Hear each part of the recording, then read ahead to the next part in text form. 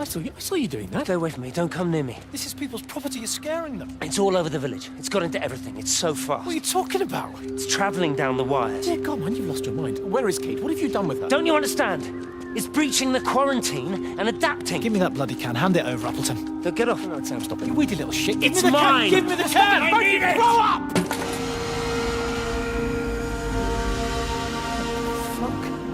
Oh, God, no. It's starting to manifest itself everywhere. Stephen, come back. Oh, Christ.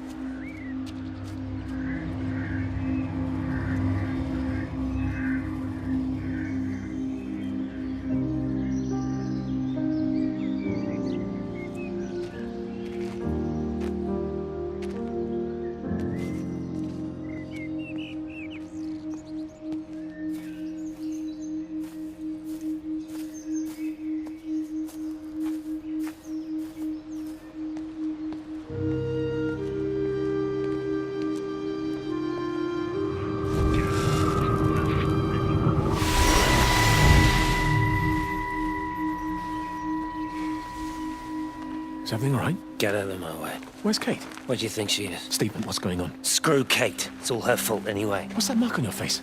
Stephen! Stephen!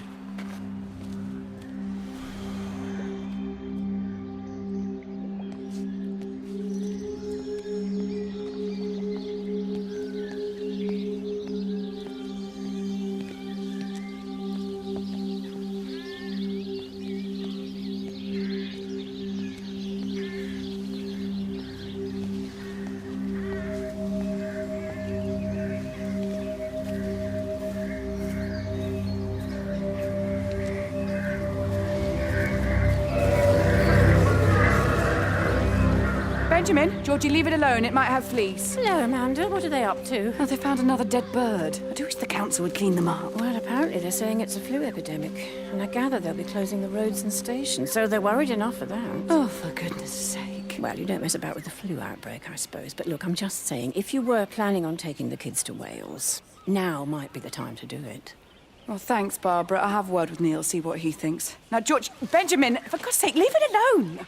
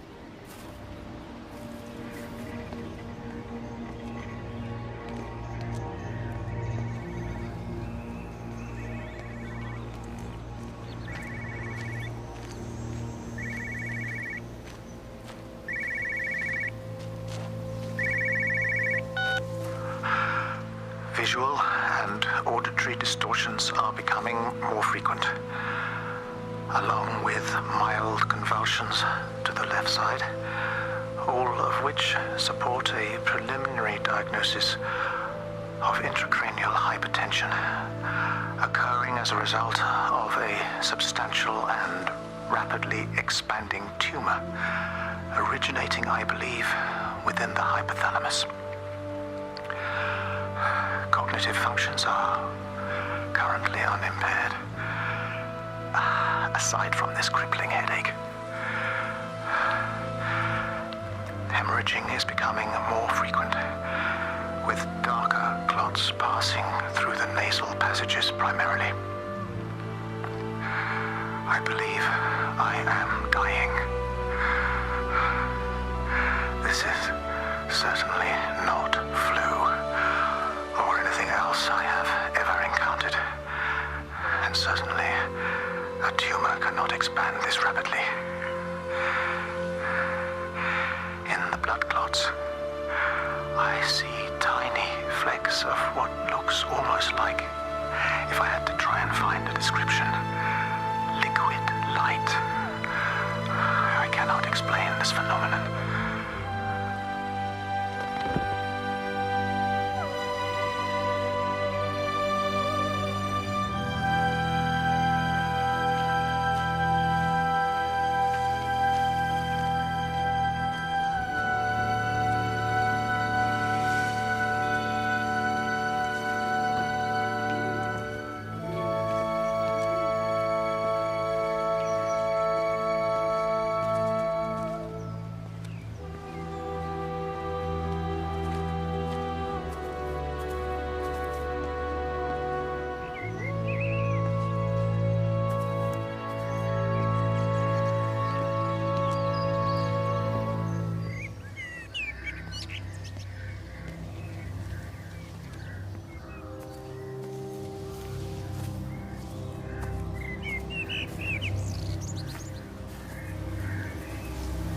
You have to make a decision, Lizzie.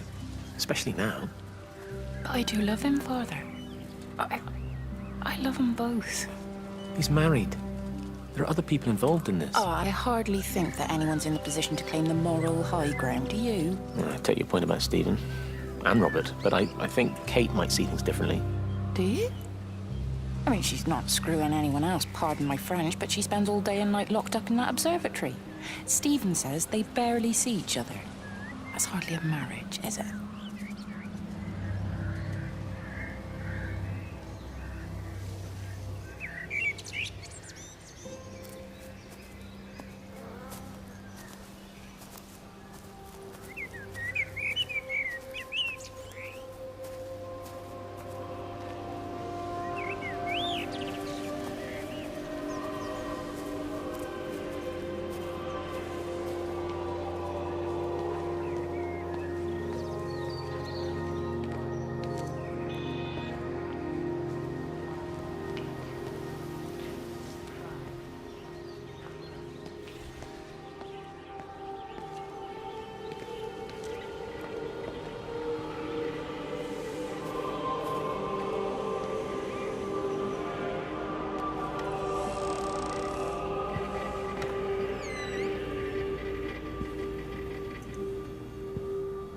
Dr. Wade, here you are.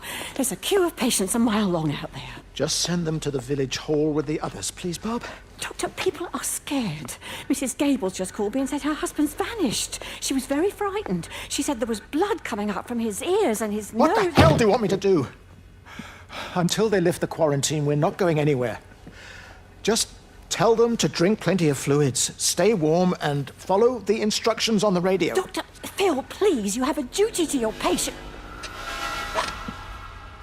Your nose.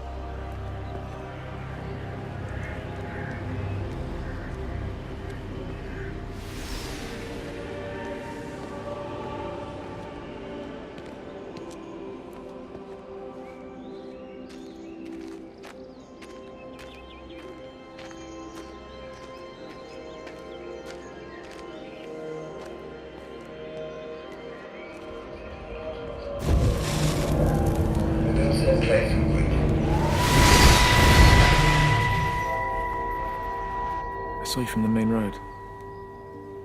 Not many people are moving around now. I was looking for Dr. Wade. Listen, Frank. Don't know what's happened, but your Stephen seems to think he's responsible. I reckon he is. He said, Kate's still up at the observatory, but the gates are locked. Frank, there's going to be a rescue soon, I'm sure of it. They'll send planes or something. Well, they'll send planes, all right. This pattern of his, we're in the center of it. Which means if they intend to stop it, we're right in the firing line.